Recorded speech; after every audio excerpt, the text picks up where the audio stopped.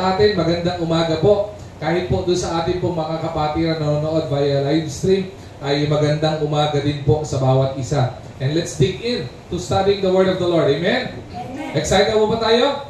Amen. Alright. Mahalaga po yung pag-uusapan po natin ngayong umagang ito. Isa po ito sa mahalagang dapat natututunan ng bawat isang miyembro ng pamilya. Bakit po? Lalo ngayon, this is our season for the family. Okay? At mahalaga na tayo ay natututo sa mga pagkakataong ito. Ngayon, ang ating pong pag-uusapan at ang ating pong tatalakay ngayong umagang ito is still in the message series entitled Safe House. Okay? At ngayon po, the exact topic that we're about to discuss is withstanding life's storm together.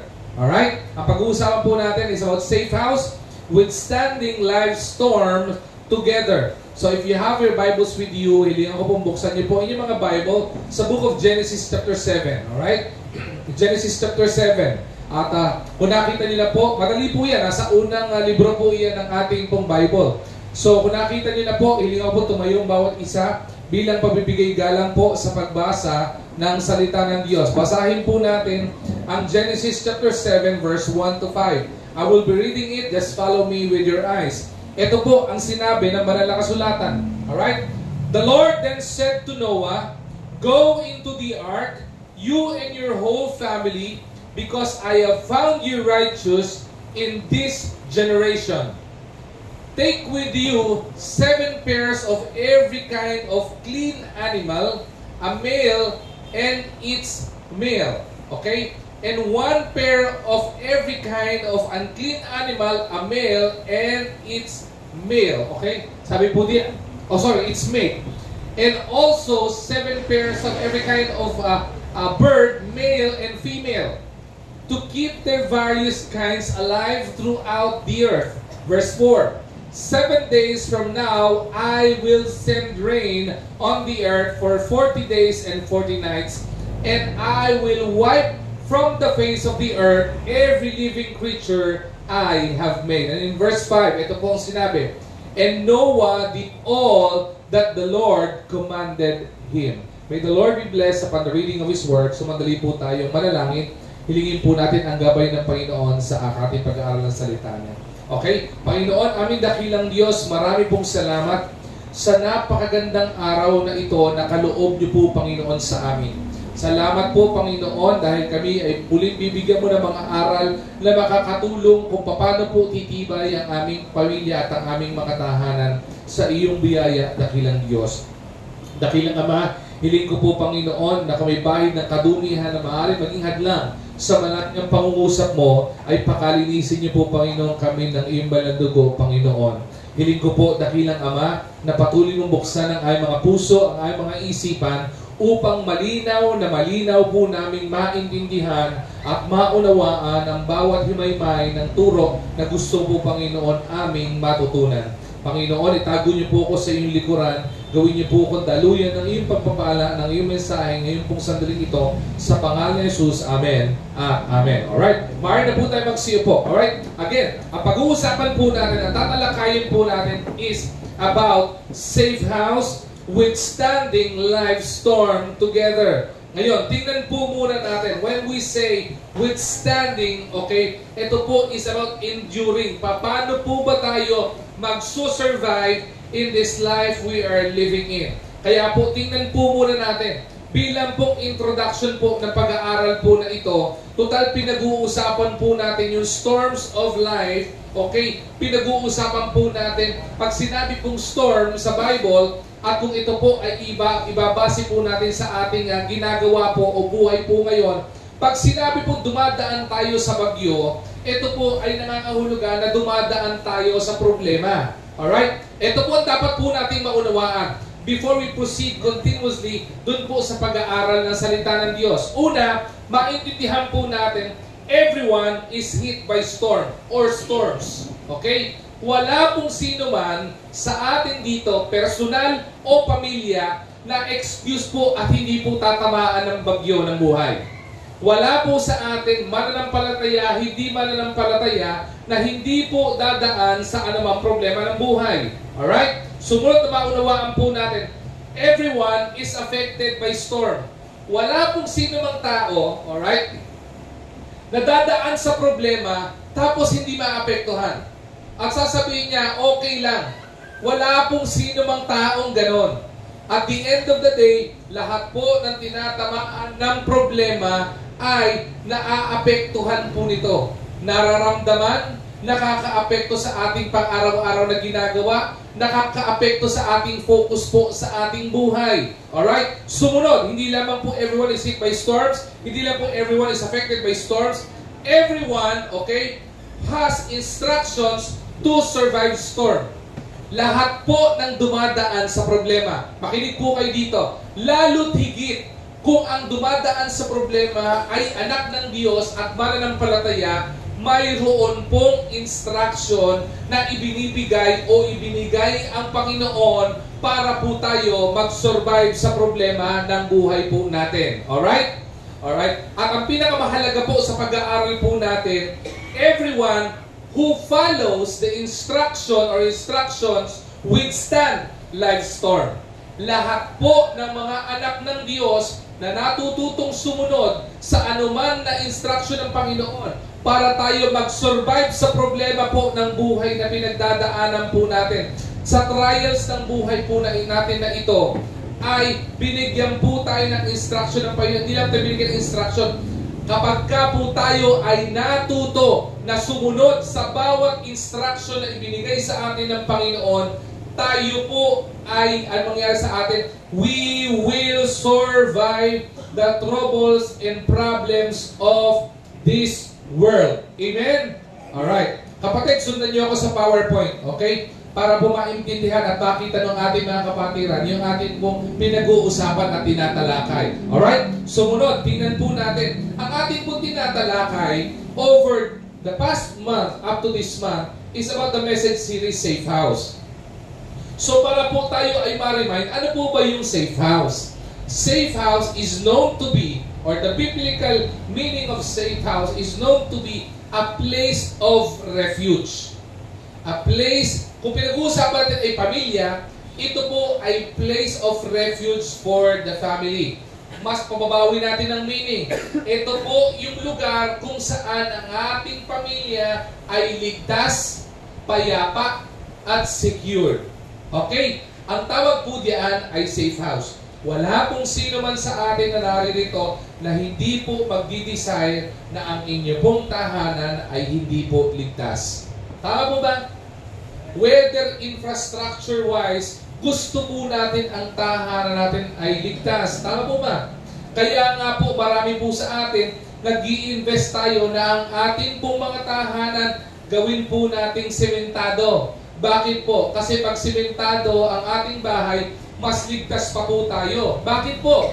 Dahil ang Pilipinas is a tropical country. We are located in Southeast Asia where storm is always passing through. Ibig sabihin, daanan po tayo ng bagyo. Mahina po sa Pilipinas na dumadaan ng bagyo, mga 26 to 28 storms dumadaan sa atin every year. Okay? Kaya karamihan po ng bahay sa Pilipinas, ginagawa po nating semento because we want our homes to be safe. Yan po infrastructure, and sabihin mo geographical, gusto natin maging safe yung tahanan natin. But emotionally, okay, and sabihin po natin yung mga ibang outside na contributors para mapahamak yung pamilya po natin, ay gusto rin po natin yung tahanan natin maging ligtas at maging mapayapa. So the house or our home is a place of refuge. Dapat po maging ganung atmosphere. Yung pong mga bata, kapag galing sa eskwelahan, mas gugustuhin po nilang imbis na maggala, okay, ay mas gugustuhin nilang sila ay nasa bahay kasi sila ay payapa. Mas gugustuhin nilang sila ay nasa bahay kasi doon masaya. Mas gugustuhin nilang nasa tahanan sila kasi doon ay ligtas sila. Alright? At ganun po yung mga nanay at mga tatay. Maganda po na ganun po yung atmosphere o ganun yung kultura ng bahay natin na gusto po natin lagi tayo nasa tahanan kasi alam natin ligtas tayo sa tahanan natin. Safe house. Now, ang pag-uusapan po natin ngayon is about withstanding life storms together. Ibig sabihin, paano po ba natin masosurvive Paano po tayo mag-i-endure kapag ka po ang pamilya ay dumadaan sa problema? Okay? Maaari, meron po sa inyo na naririto ngayong umagang ito, may problema kayong pang-personal o may problema ang pamilya niyong pinagdadaanan. Whether ang problema na yan ay relationship issue, whether ang problema niyo ay financial issue, whether ang problema niyo ay kung ano-ano man problema sa bahay, ay may mga dinadaanan tayong problema. Pero ang magandang mapag-aaralan at matututunan natin ngayong umagang ito ay paano natin masosurvive, paano natin ma-endure, paano natin ma-overcome yung anumang pagsubok o problema na dumadaan sa buhay po natin.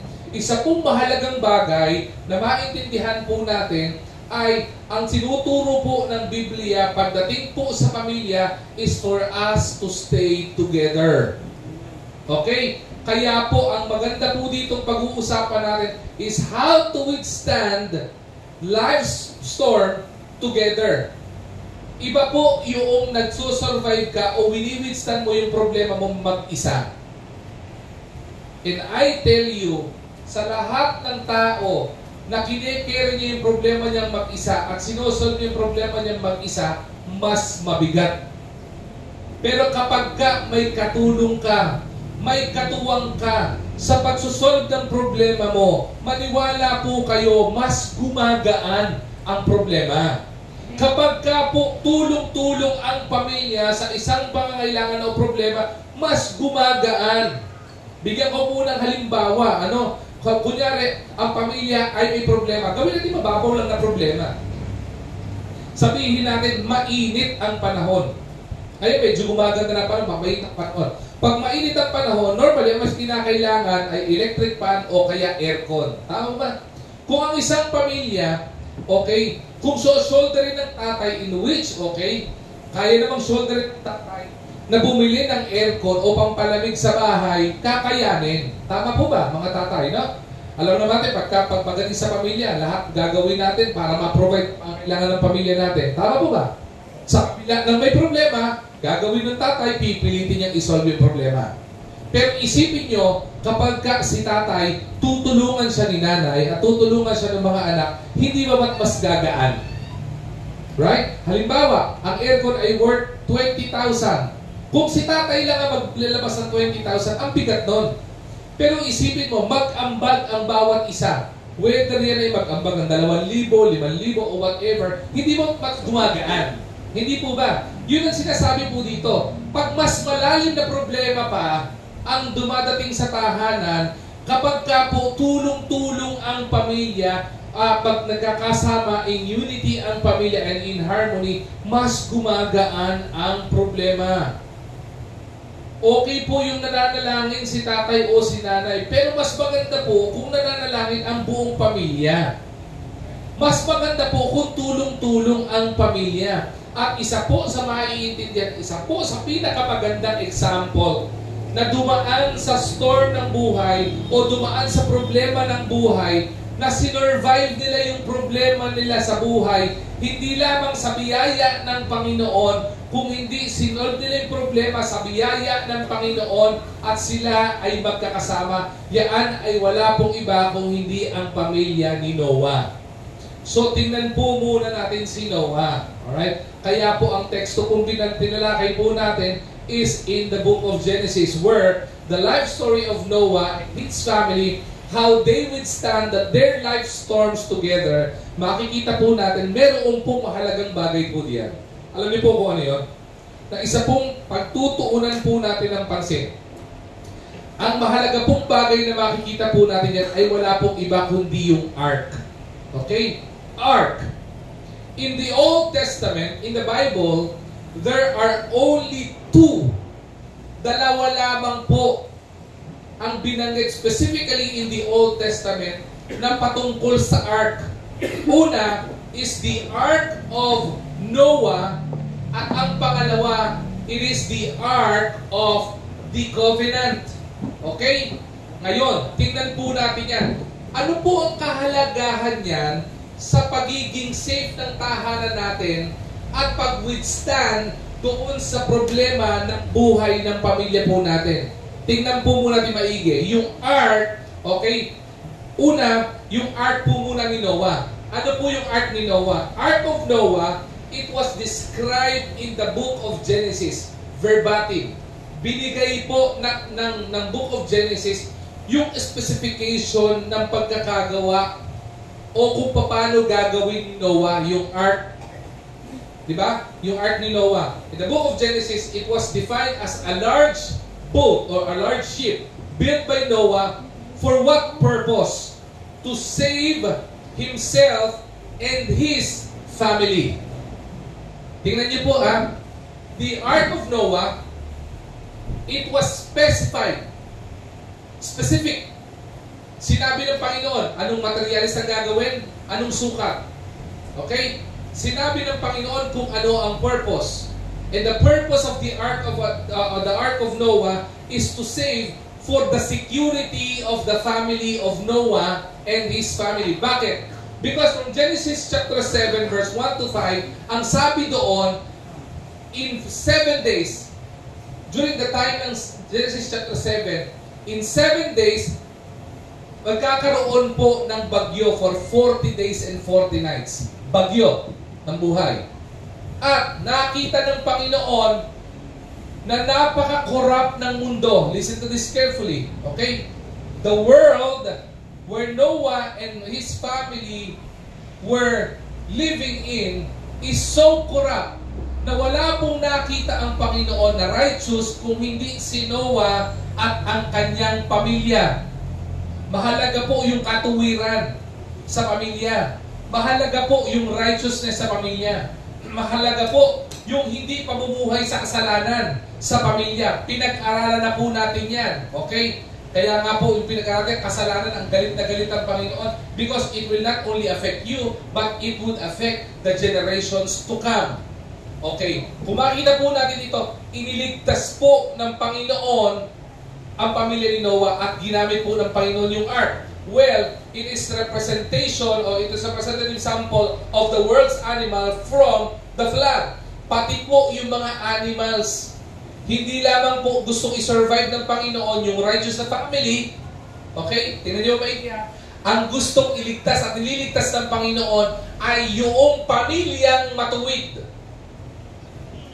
At ang pamilyang hindi namumuhay sa katuwiran, anong ginagawa ng Panginoon? Binavanquish ng Panginoon. Katulad ng panahon na ito. Binigyan ng pagkakataon ng Panginoon na mailigtas yung mga tao dito. Pero tanging pamilya lang ni Noah ang righteous enough to obey the Lord. Okay? So naintindihan na po natin yung ark ni Noah, no? It was commanded by the Lord for the purpose of their safety. May specification. Now, the Ark of the Covenant. The Ark of the Covenant, ito po, it is a chest. The creation of the Ark of the Covenant, ibinigay din po ng Panginoon ang specification kung paano gagawin ito. Anong materyales ang gagawin? Anong specification? Ano laki? Kaya kung pag-aaralan po natin ang Bible, makikita po natin sinabi sa Biblia na ang Ark of the Covenant is made with acacia wood. Bakit po acacia wood ang ginamit dito? Sapagkat ang acacia ay para po din siyang nara. Matibay ang kahoy nito.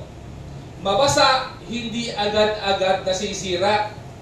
Yung totoo, kapag ka ang anay, mahihirapan po dito. At ang specification nito, it was also commanded by the Lord at ang ginawa ng mga, it was specified na ginawa ng mga tao during this time na ito ay nilay nila ng gold. Ibig sabihin, gold-plated po ito. It was used, listen to this carefully. What's the purpose of the Ark of the Covenant? If the purpose of the Ark of Noah is for the safety of his family, ito naman, it holds the tablets of the 10 Commandments. Yung command na binigay ng Panginoon. Remember the time of Moses, di ba? Okay? Si Moses during that time ay binigay ng Panginoon sa kanyang 10 Commandments. Ito po, ay itinago doon po sa isang lagayan o sisidlan na ang tawag ay Ark of the Covenant. As well, listen to this carefully, hindi lamang po 10 Commandments ang naandon. Sacred artifacts are stored in this place. Okay, in this sabitan, lagayan po na ito. And was carried by the Israelites during their journey through the wilderness. Okay? Karga-karga po nila ito. The Ark of the Covenant was considered to be a dwelling place of God and was treated with great reverence and respect. Mahalaga po ito. Now, tingnan po natin ang pagkakapareho ng dalawang ito. Okay? Both are commanded by the Lord to be created with specification. Ito pong mga ito ay ikinuman ng Panginoon na dapat pong gawin. At sinabi ng Panginoon kung ano yung specification. Anong materyales ang gagawin? Okay? Yan po ito. Hindi lamang po ito kinuman ng Panginoon na gawin. Okay? Ito po ay both receptacle. Okay? In Tagalog, ito po ay sisidlan. Sisidlan for the purpose of safekeeping. Okay? Tingnan po natin. The Ark of Noah, it is for the safekeeping of the family of Noah. Tama po ba? Yung pong Ark of the Covenant, it is for safekeeping.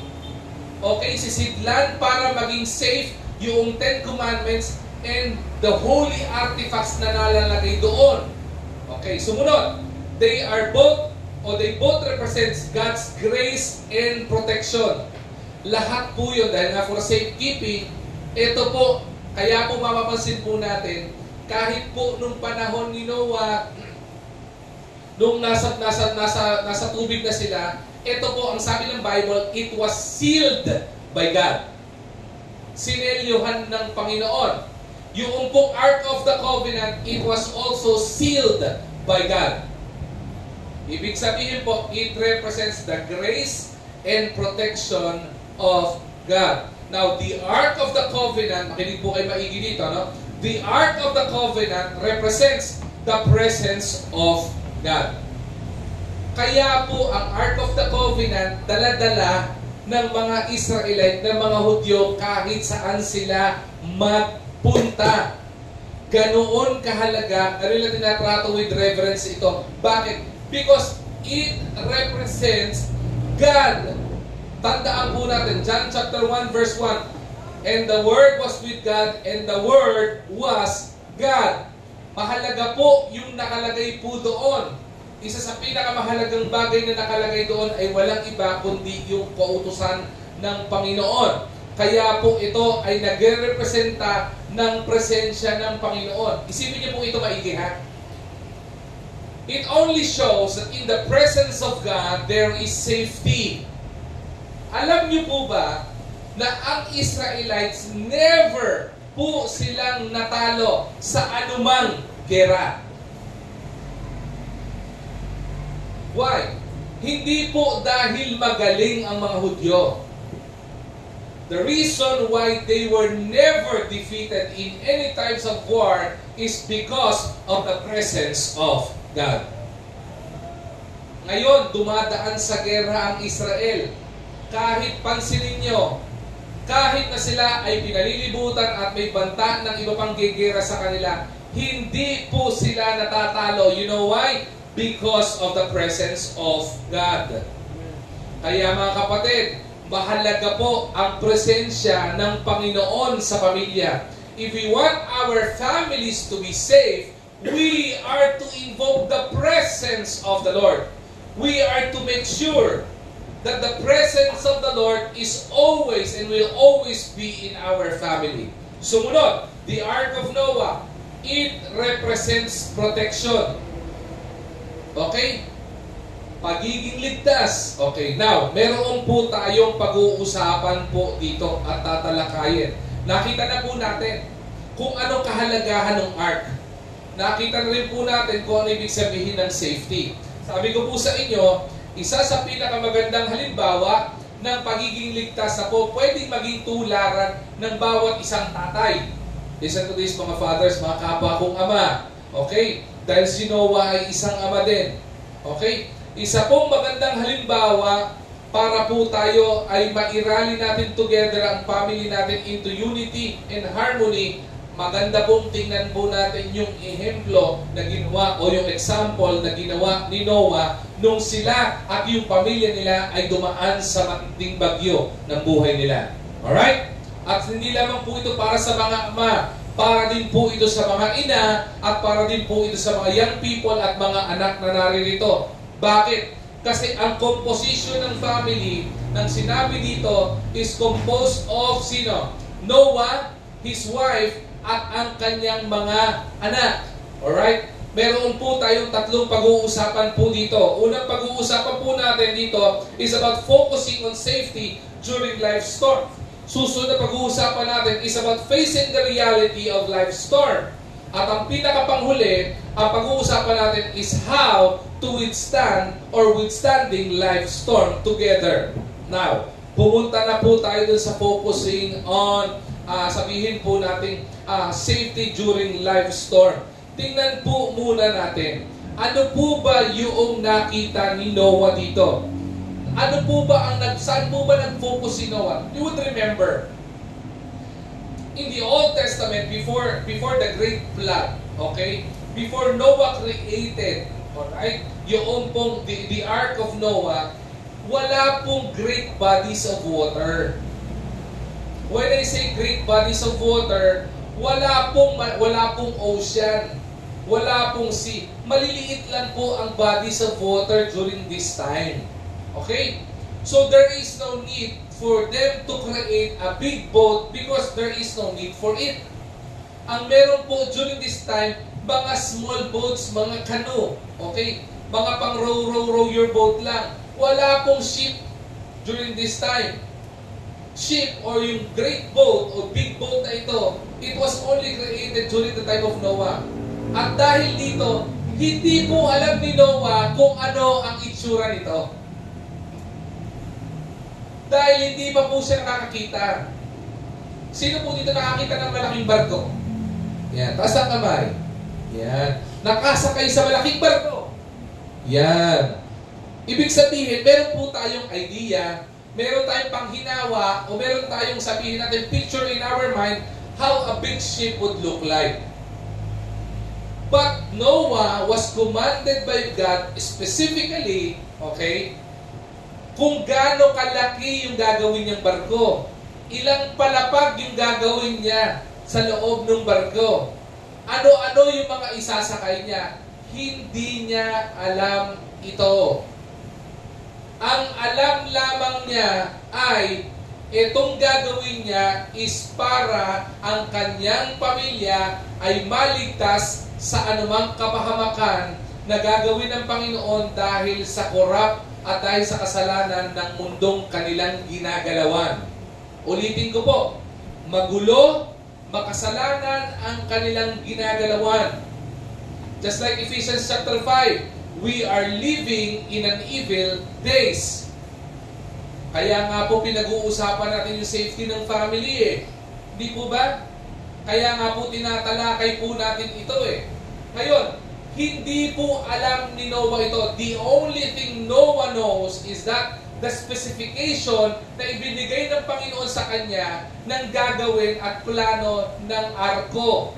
At ang purpose nito, at ito ay walang iba, kundi proteksyon ni Noah, ng kanyang pamilya at ng mga pares na mga animals na kanyang ipinapasakay ng Panginoon.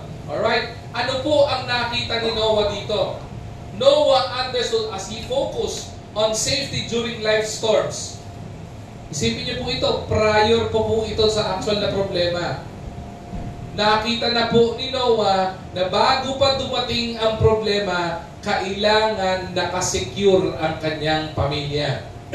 Kung umaten po kayo nung symposium last Sunday, sinabi ko po doon that we are to be proactive and not reactive. Marami po sa atin kapag may problema na, doon tayo nagre-react.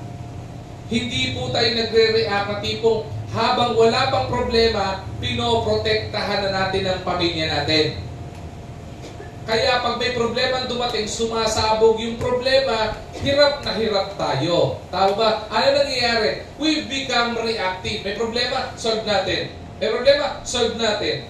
It becomes a routine. Paano kung proactive ka? Bago pa lang dumating yung problema, may mga turo, may mga aral ka na, may mga prinsipyo ka na itinuturo sa pamilya mo para maiwasan nila ang kapahamakan. Hindi yung mas maganda po yun. Di ba? Ganun po yun eh. Kaya po makita niyo dito, bago pa lamang po dumating yung problema kay Noah, nakita na niya yung blueprint ng ark ni Noah. Ano po nakita po niya dito? 4 things na nakita po niya. Ark is a blueprint of safety. Nakita po ni Noah na yung arko na pinapagawa ng Panginoon sa kanya, it is a great blueprint of safety. Sumunod, it is not only a great blueprint of safety, it was also, the ark is also a great blueprint of stability. Stable. Diba? Alam niyo po yung windang-windang? Mahirap po yung wiwindang-windang. Ano yung sabihin? Kapag ka po kayo nagtatrabaho kayo sa isang kumpanya na hindi stable, ano ang meron kayo sa puso nyo? Fear. Kakabaka-baka. Bakit? Baka, mawalan ka ng trabaho. Tama po ba? Why? Because it is unstable. Kapag ka po kayo, meron kayong ipong pera, o may pera kayo, ilalagay niyo sa isang bangko, hindi po kayo maglalagay sa bangko na alam nyo unstable. Right? Bakit? Kasi meron kang kaba sa puso mo na baka mawala yung pera mo. Ganon din po. Pagdating sa dagat, isipin nyo, hindi pa lang po siya gumawa ng barko eh. This would be the first time Noah will be creating a ship. Nakakita na po ba kayo ng barko na stable o peaceful yung water pero gumagewang yung barko? Diba? Meron ako, one time, meron nakita na reel sa Facebook. Merong isang ship, okay? Binababa, grabe mga sakyan, mga luxury car. Range Rover, BMW, binababa yung kotse. Tapos, the news says, kaya binaba yung kotse, iba may mga gas, iba merong na talaga na total wreck. Yung iba naman, nawala yung stability ng kotse o integrity ng kotse. Bakit? Kasi, nung sinakay sila doon sa isang ship o parang rowboat para i-ship, okay, yung mga, what do you call this, yung mga sasakyan po na ito, naging unstable yung ship o yung parang roro na boat. So ano nangyari? Tumagilid. So lahat nung naandun, na sasakyan na luxury car, nagbangga-bangga, nagkaayupi-yupi. Ano nangyari? Why? Because of, sabihin natin, miscalculation ng mga engineer during that time, hindi naging stable yung barko. Ganun din po sa family. Maraming pagkakataon, we've miscalculated our families, kaya nagiging unstable. Hindi tayo nag-iimpon, kaya nung nawalan tayo ng trabaho, ano nga sa atin? Nagipit tayo. Marami sa atin, nung pandemic, nagipit tayo. Bakit? Kasi nung time na meron tayo, hindi tayo nag-iimpo. Kaya pagdating ng pandemya, nagkawindang-windang, naging unstable yung finances, naging unstable yung family. Iba sa atin, when it comes to emotions, unstable yung emotions ng family because we don't balance emotions with spirituality. Kaya unstable. Kaya yung pamilya po natin, kaya marami mga marriages nagfe-fail because the marriage is unstable. Hindi tayo nag-i-invest sa marriage. May couples retreat tayo, ayaw nyo magsipag-couples retreat. Feeling nyo, ang mahal ng couples retreat, pastor, 3,000. Tapos meron pang ganito, meron pang ganyan. Maniwala po kayo, 3,000 to 5,000 pesos worth of an investment for marriage is far cheaper or less expensive kaysa magka-problema kayo. Maniwala kayo. Anong mas mahal? Okay? Yung mag-invest ka sa couples retreat ng 3,000 to 5,000 o mag-spend ka for legal separation or sabihin natin divorce sa Pilipinas. Maghahanap ka ng abogado, daan-daan libo gagastusin mo. Wasak pa pamilya mo, wasak pa emotion ng pagkasawa mo, wasak pa emotion ng spirituality ng mga anak mo. Anong mas mura? Hindi ba mas mura yung 5,000? Hindi ba mas okay yung mag-i-invest ka into stability of your marriage rather than Araw-araw, masakit ang ulo mo, di ba, sa asawa mo. Tama po ba? Did you get my point? Gusto maging stable yung family mo? Invest in spirituality in your family. Yun po yung nakita ni Noah eh.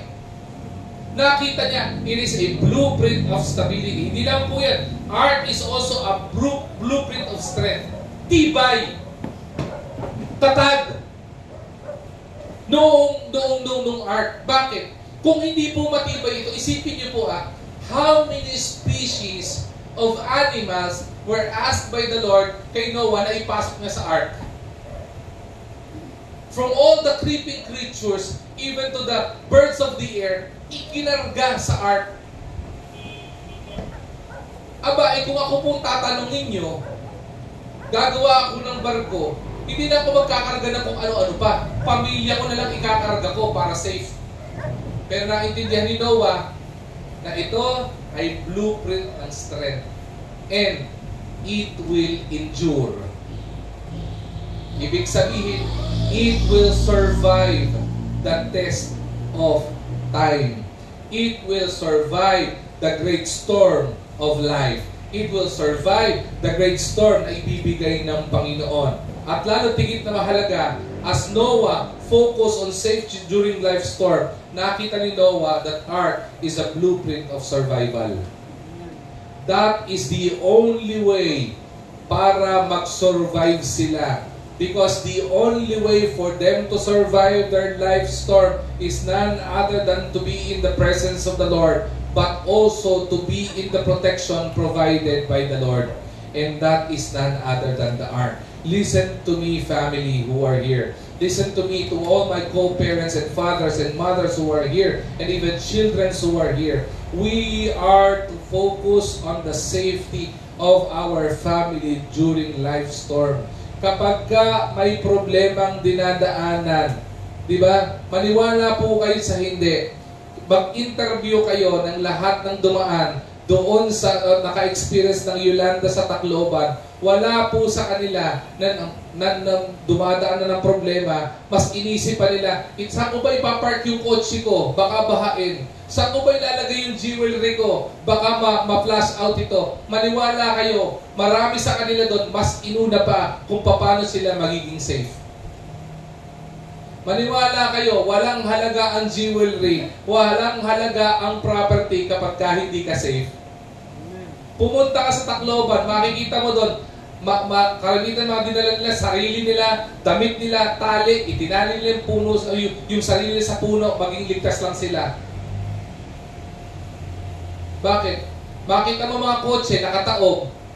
Makita mo jewelry, kahit may jewelry ka, at ibenta mo, wala ka makukuha pagkain.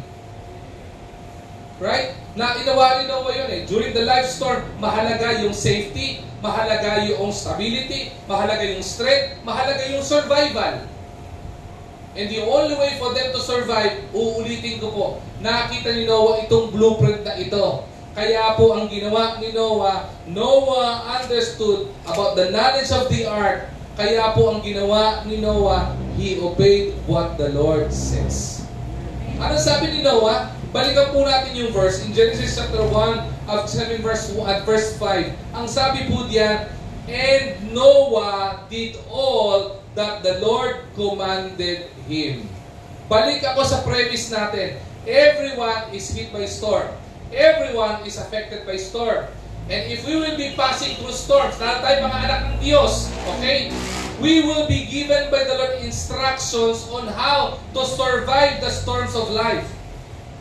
Pero kung talagang gusto natin mag-survive sa storms of life, we are to obey the instruction of the Lord. At yan po ang ginawa ni Noah. Sinunod po niya yung instruction ng Panginoon, kaya po nag-survive ang kanyang pamilya. Sumunod po, facing the reality of life storm. Ano po ang dapat nating maunawaan po dito? Dalawa lamang po ang dapat nating tingnan po dito. Una is focusing on Noah's obedience, at pangalawa, identifying our life storm. Alright? Tingnan po muna natin. Alam niyo mga kapatid, maintindihan po natin, marami pong pamilya, kaya po napapahamak tayo. It's because first, we fail to identify a problem. We fail to identify life storm. Bigyan ko po kayo ng halimbawa. Last Sunday, when I was speaking on sa ating po mga satellites, sa unified na symposium po natin, I was talking about protection. Specifically when it comes to digital predators. Marami pong digital predators around. Okay? Ayun, Pastor, ano po yan? Balikan niyo live stream last Sunday. Naka-live stream po yan sa IBC Mail. Okay? Kasi wala po on time para i-share po specifics po niyan. Sabi po dito, may diniscuss po ako doon. Ang tawag po doon ay mga red flags of digital predators. Ibig sabihin, mga senyales na ang kausap mo ay digital predator. Okay? Marami pong pamilya, young people, marami mga kabataan ang nagfo-fall into digital predators because they fail to identify the problem and the storm. Hindi tayo aware doon sa red flag. Patunayan ko sa inyo, pag may nag-PM sa inyo, at sinabi sa inyo, ang ganda-ganda mo. Diba? Anong feeling mo? Talaga? Grabe. Nakakatuwa naman. Tama? Yung mga nag-DM sa inyo, mga nag-PM sa inyo. Akala nyo, yung people lang ito. Kahit po mga may asawa dito. Paano kung may, di ba? Nag-PM doon sa asawa mong lalaki. Sabi, grabe yung profile picture mo. Ang pugi. Napaka-macho mo. Sabi mo, talaga? Balik na bagay. Pili mo, macho mo, pero laki talaga ng tiyan mo, di ba? May nag-PM sa asawa mong babae, sabi niya, kung may problema ka, nandito lang ako. Yung shoulder ko, para sa'yo. Pwede kang umiyak dyan. Kaya marami nawiwindang at napapahamak na pamilya at mag-asawa eh. Hindi mo kilala kung sino-sino. Hindi ba red flag sa iyo? O, bigyan natin ng halimbawa pa na red flag. Pag may nag-PM sa iyo, sabi sa iyo ganito, ako ay may cancer. Ito, common to, na-receive ko rin to before eh. O, nag-email sa iyo, may cancer ako. In 6 months, tinalingan ako ng doktor, in 6 months, mamamatay na ako. Random, nag-check ako ng mga tao sa Facebook. Yung profile mo, ikaw ang napili ko para pamanahan ng $3 million. Diba? Sabi ng iba, wow, daig ko pa nanalo sa loto. Diba? Sasabihin pa ng iba dyan, nako, pag nakuha ko yun, idudonate ko sa church yan. Naku, maniwala ka. Ang dami ko na narinig niyan, hindi naman dinonate sa church. Di ba? Sasabihin sa'yo, gusto ko lang gawin ganito. Ipadala mo yung bank account mo sa akin. Para, ano mangyayari? Para mapadala ko doon. Tapos iba naman sa inyo, ini-engage, di ba? O si PM, o i-email ba? Itong video number ko, ganyan-ganyan. Tapos sabi, nagpadala ako ng code. Para ma-wire transfer ko, pakipadala yung code sa akin. Maniwala po kayo, wag niyo ipapadala. Tawag po dyan ay OTP, one-time password. OTP or one-time password ay secondary security level of the banks and other platform o digital platform para hindi po kayo ma-hack. Kaya naka-align yan, naka-anchor sa mga mobile nyo eh. Pag pinadala nyo, kinabukasan, makita mo lang umiiyak na lang. Ba't ka umiiyak? Lahat ng pera ko sa bangko na wala. Pati yung Gcash ko, 300 na lang. Yung nasa Gcash ko na wala pa. Diba? Sino may kasalanan? Ikaw. You fail to identify the life storm and the problem. Red flag yun eh. Tama? Sabi ng mundo, if something is too good to be true, I tell you it's not true. Kung ang mga offer sa inyo, too good to be true, maniwala kayo, hindi totoo yan.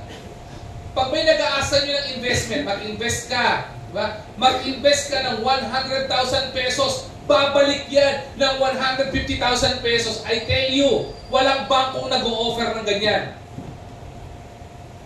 Kaya ang dami na mamanis kami.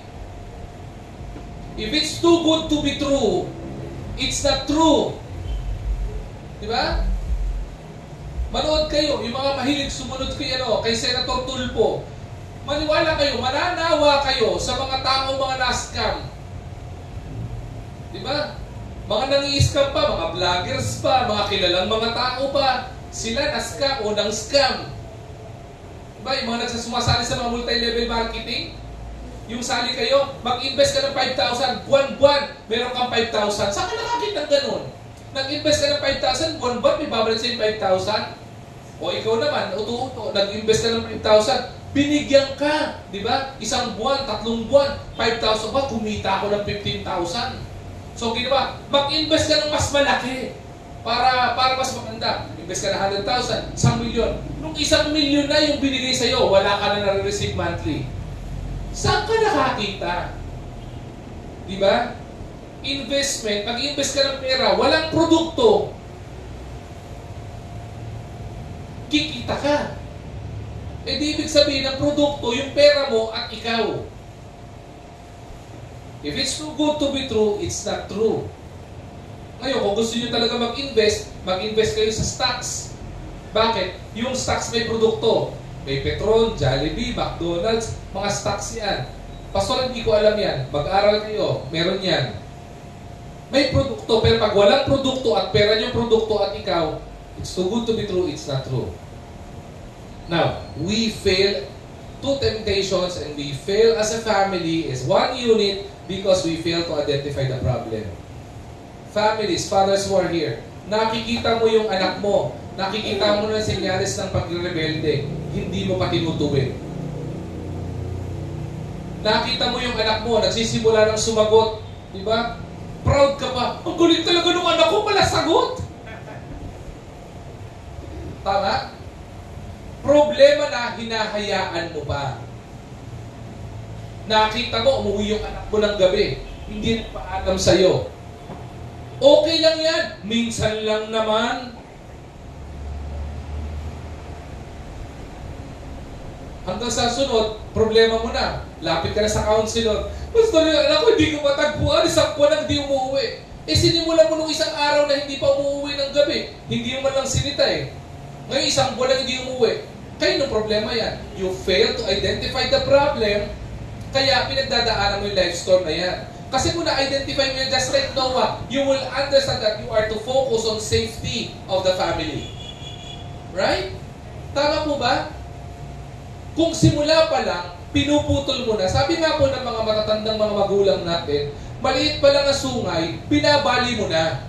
Bakit? Kapag ka malaki na sungay niyan, kaya ka nang suwagin yan. Right? Tama mo ba ako doon? Yung maliit na sungay pala, putulin mo na, lagariin mo na. Huwag mo nang intayin lumaki pa yung problema niyan. Bakit? Masasakit ang ulo mo pag matindi na sungay niyan. We fail to identify life storm. Kaya ang nangyayari, we fall. Facing the reality of life storm. Huwag po tayo matatakot. If we see our children being responsible, teach them how to be responsible. If we see our children, okay, na sila ay nagkakaroon ng problema sa mga bisyo, teach them to veer away from vices. Mothers and fathers, married couple who are here, kapag nakita mo yung asawa mo, trouble, aba, pag nakita mo yung asawa mo, may ka-text na iba, sitahin mo, huwag kang mahihiya. Accountability partner mo yan eh. Pag napariwara at napahamak yung asawa mo, apektado ka. At hindi ka lang apektado ang buong pamilya mo. If you fail to identify the life storm, mangyari, our family will not be secured and will not be stable and we will not undergo strength and stability. Yun na po. Sumunod, focusing on Noah's obedience. Ito yung pinakamaganda kung gusto tingnan dito yan. Tingnan po natin. Babalik po lang sa Genesis chapter 7 verse 5. And Noah, sabi dito, sabi niya, Noah obeyed, and Noah did all that the Lord commanded him. Sa ibang version, Noah obeyed. Wala pong maliit na detalye na hindi sinunod si Noah sa ipinag-utos ng Panginoon. Magmula sa sukat at disenyo ng arko, sinunod ni Noah. Hanggang sa mga inutos ng Panginoon na ipasok ni Noah sa arko, maliban sa pamilya niya, sinunod ni Noah. Tama ba? Balik ako sa premise natin. Ano yung premise natin kanina? Everyone is hit by storm or storms. Everyone is affected by storm. And if storm will come in our life, remember, God will give us instruction on how to survive that storm and problem. Bakit? Malinaw ang Bible. The Lord will always be with us and nobody can be against us. And this is where every Christian home fails. We fail to follow the instruction of the Lord. That's why a lot of family fail to withstand, survive, and endure the problems of the family. And that is what Noah understood.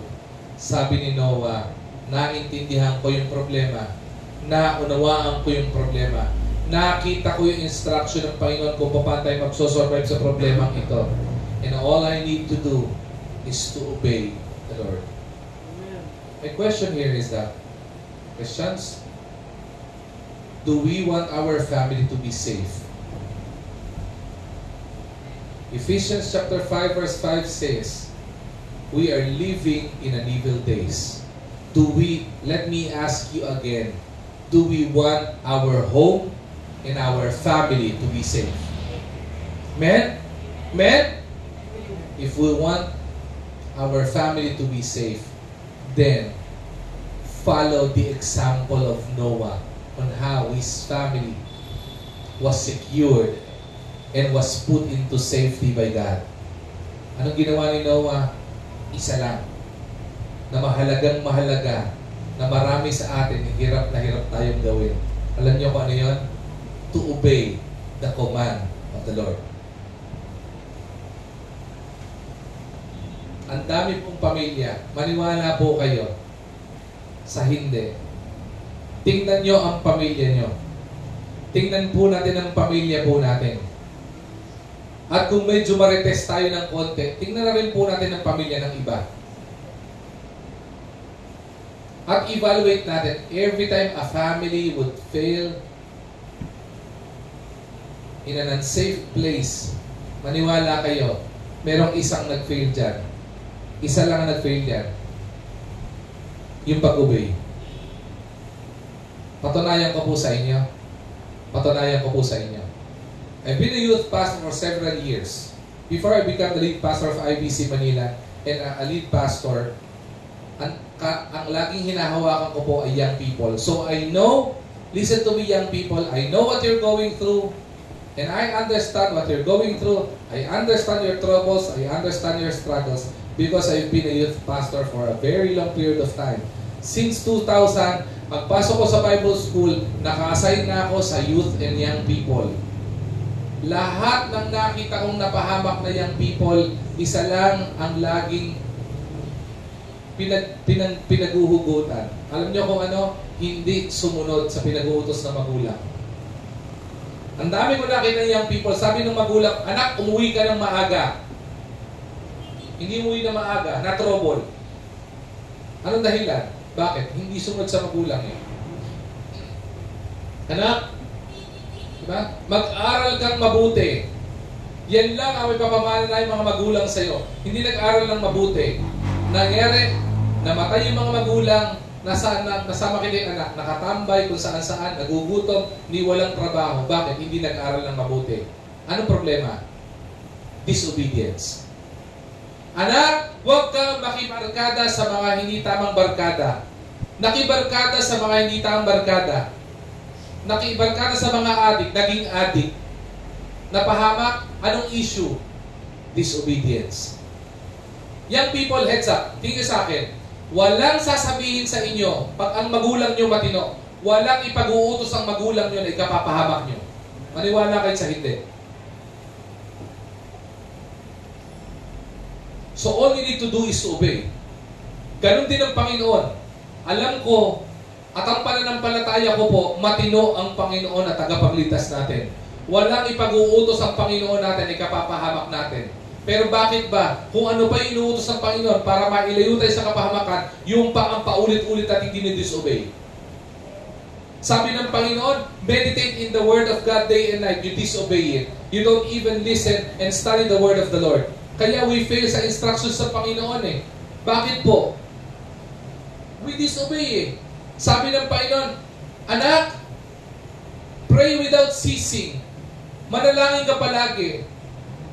Nananalangin ka lang pagkakakain ka. You don't even pray for your family. You don't even pray for your safety. You don't even pray for your work, for your relationship, your studies. Hindi mo pinagpe-pray na when you fail, ano nangyayari sa iyo? Sino ka masisihin? Sisihin mo Panginoon? Bakit? When we fail, it would be easy for us to blame others than blame ourselves. Right? Subukan nyo. Pumunta kayo sa National Penitentiary. Walang aamin doon ay pagkakasala sila. Lahat nakaturo ang kamay sa iba. Pag may nagkamali sa inyo, pagalitan ng magulang, yung kapatid ko mo kasi, nakaturo ka. Paano ba akuin mo yung problema mo? Right? Ano ibig sabihin po dito? Disobedience sa problema po lagi eh. Pumunta ka po sa EDSA. Lahat ng nasagasaan, wala doon sa tamang tawiran. Ano problema? Disobedience of the law. Pumunta ka sa National Penitentiary, yung mga nakakulong po doon. Anong mga kaso nila? Murder, rape, robbery, mga nasa index crime. Anong issue doon? Yung ba yung mga kaso doon? Issue doon, obedience pa rin eh. Nakalathala iyon sa batas na bawal gawin itong mga bagay na ito. Ginawa mo, hindi nakakulong ka. Nakalathala sa Ten Commandments yung mga bagay na hindi dapat natin ginagawa, na dapat mong i-obey. Hindi mo ginagawa. Ngayon napapahamak ka. Now, if we want our safety, obedience is always the key. Children, if you want your family and your relationship to be safe, listen to me carefully. Obey the Lord. Gusto mo magkaroon ka ng mabuting future, maghanap ka ng girlfriend o boyfriend na malapit sa Panginoon. Obey the Lord. Ang dami niyang people na dito nang wala eh. Sagasaan ko na rin po ito. Ang dami niyang people dito na wala. Boyfriend, girlfriend, malayo sa Panginoon. Sinabihan na, layuan mo yan. Hindi ka naoban sa ng Panginoon, nilalayo ka sa Panginoon. Anong ginawa? Mas pinili pang lumayo sa Panginoon at pumunta doon sa naglalayo sa Panginoon. Nasaan ang buhay ngayon? Pariwara? Pahamak? Mas gugustuhin mo ba yun? Mas ginugusto ng marami, hindi lang po yung people yung kahit tayo eh. We fail to obey the will of the Lord. We always go with our will na napapahamak tayo. Paano ba magsunod-sunod ka na sa Panginoon? Alam niyo, mga kapatid, sabi ko nga po, mas gusto ko pa maging estudyante. Bakit? Yung estudyante, every time, may instruction, di ba? O, ito gawin mo. Step 1, step 2, step 3, gawin mo to.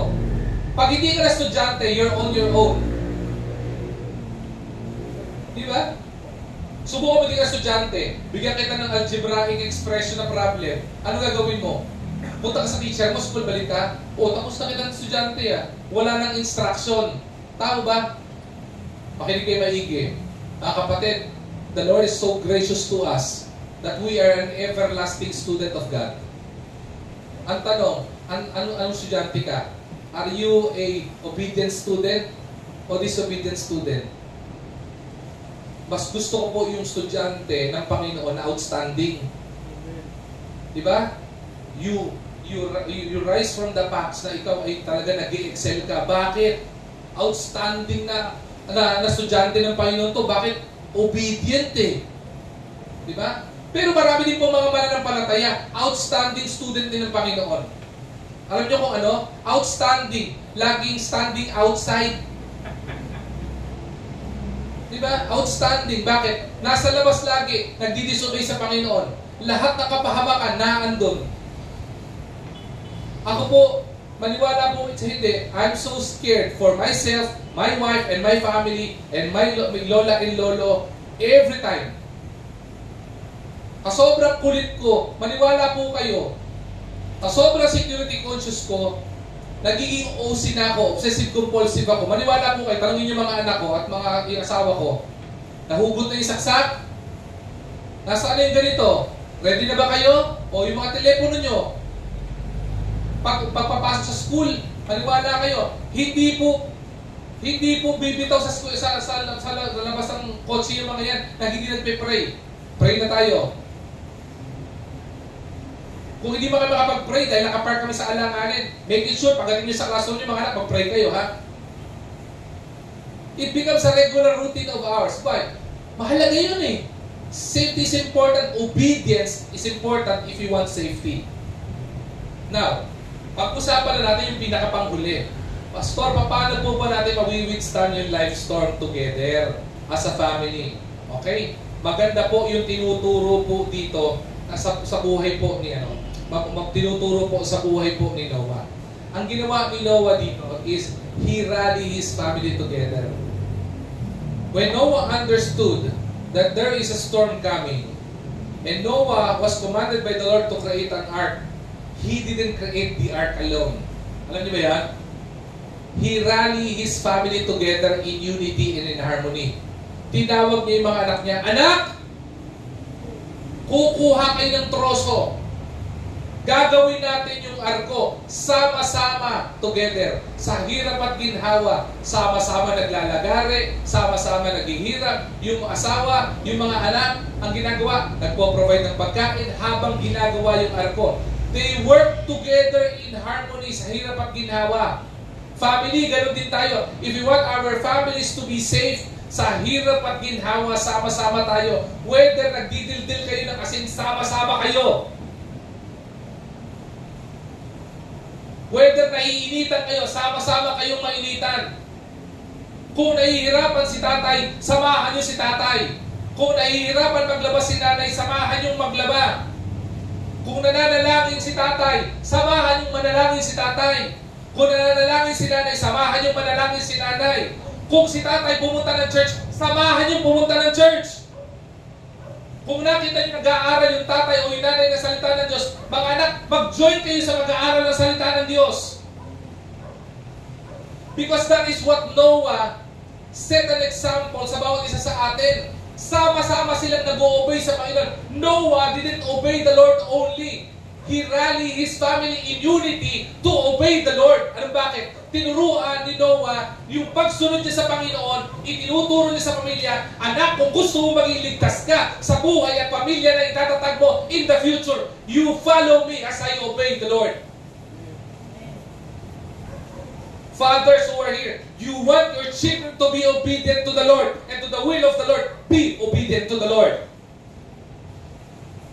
Mga asawa na narin ito, mga wives na narin ito, if you want your husband and your family to have a safe family, gusto mo mag-obey ka sa Panginoon, set an example.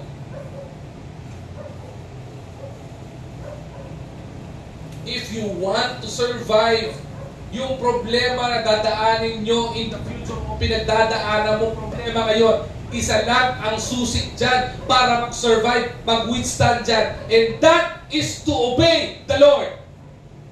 Nothing else. Obey the Lord. Tingnan niyo po kung paano po withstand ni Noah yung pong kanya po, yung problema po ng pamilya nito. At makikita po natin, isang pamantayan na po pwede natin maging pamantayan ng pamilya natin for us to survive life storms together is ito. Proverbs chapter 3, verse 5 to 6. Trust in the Lord with all your heart and lean not on your own understanding. In all your ways acknowledge Him or submit to Him, and He will make your path straight. Bibigyan ng Panginoon ng katuwiran. Bagay na dapat nating maintindihan. Just like Noah, he built a spiritual ark in the family. He didn't only build an ark. He built a spiritual ark in the family. Anong ibig sabihin nun? Ang ginawa ni Noah, ginawa niya, he allowed the Lord and Himself to strengthen their faith sa Panginoon. Pinagtibay nila yung pananampalataya sa Panginoon even though they don't understand. Ano ba yung ark? Ano ba yung bagyo?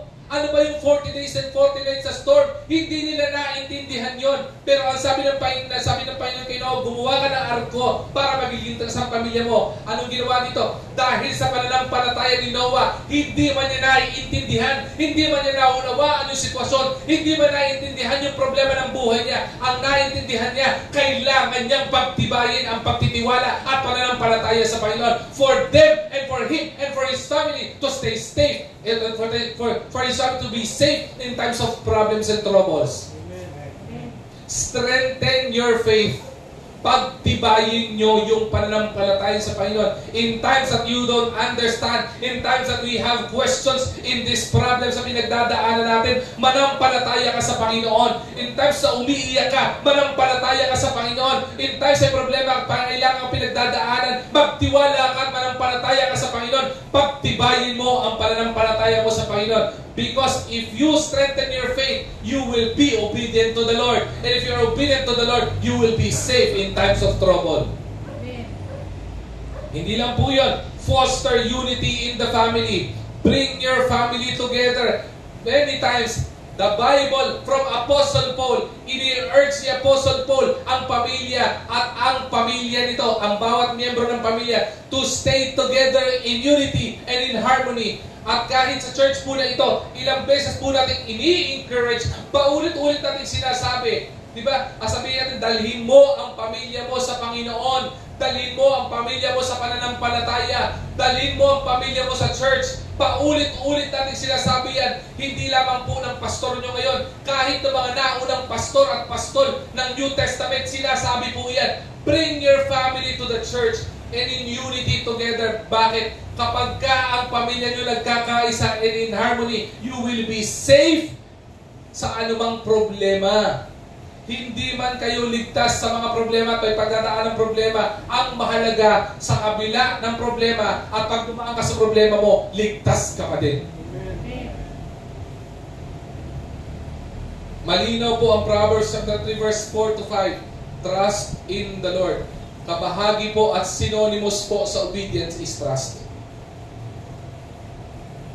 Magtiwala ka sa Panginoon. Marami kayong pinagtitiwalaan eh. Ask me and ask yourself. Or i-reverse back ko. I'll ask you. May mga pinagtitiwalaan kayo, di ba?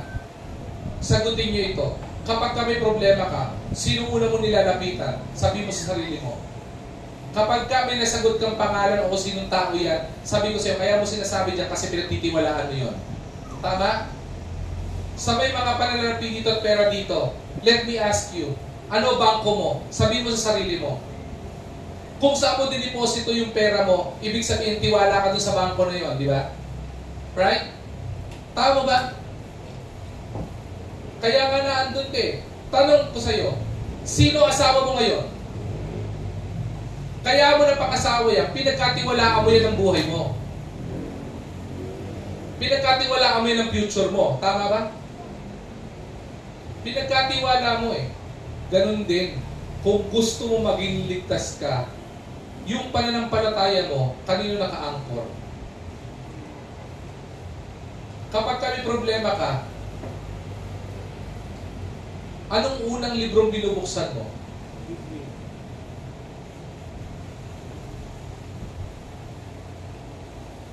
Kapag may karamdaman ka, sinong unang pinupuntahan?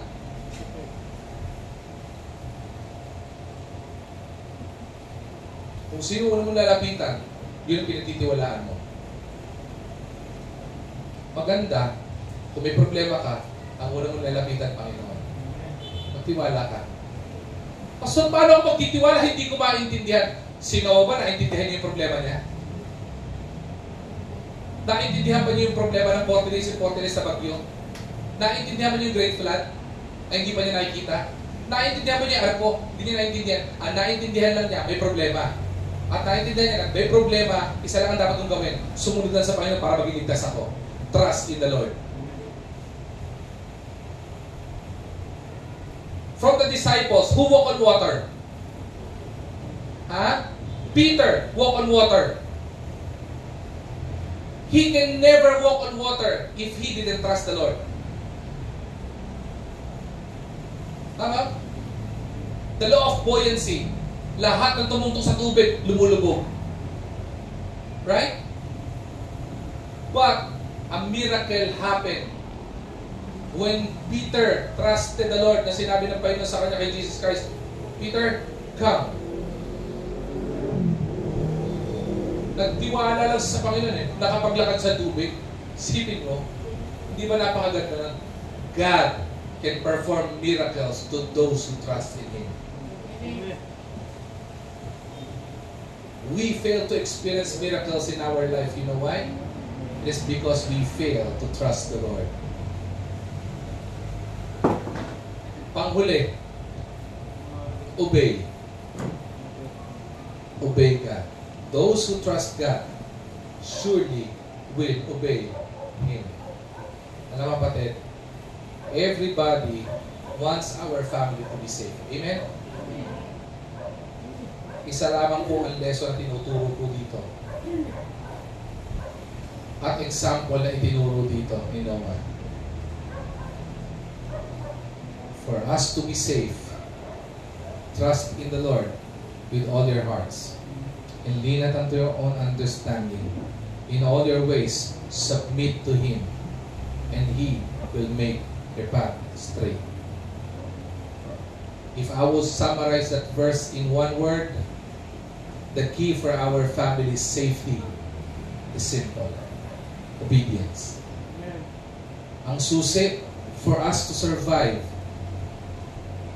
our family's problem or problems or future problems is only one thing. Obedience to the Lord. Obedience to the Lord. Talaga, Pastor. Pastor, kahit may pinagdadaanan na po yung pamilya ko, obey ka lang. Pastor, kahit hindi ko po maintindihan, obey ka lang. Pastor, kahit sobrang tindi ng pangailangan ko, obey ka lang. Bakit? Never nag-fail ang Panginoon sa pangako niya. Go to the scriptures. Ang daming pinangakuan ng Panginoon.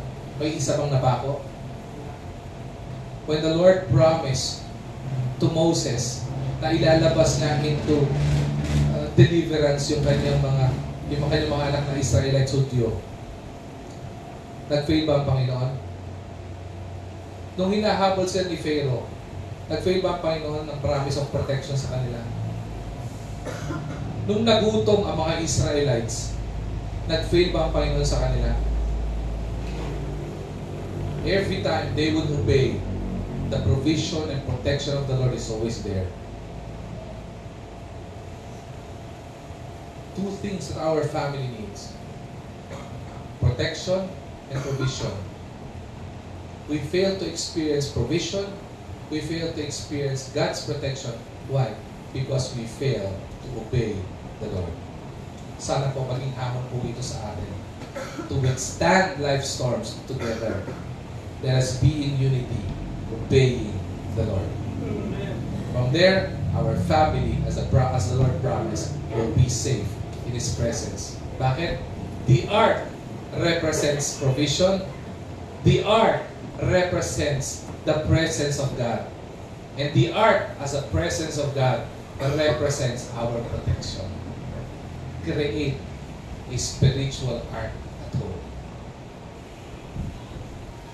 Let's always ask the Lord's presence in our family. Let's always ask God's protection in our family. And if we ask, sabi ng Bible, di ba? Seek, and ye shall find. Knock, and the door shall be open. Diba? And ask, and it will be given to you.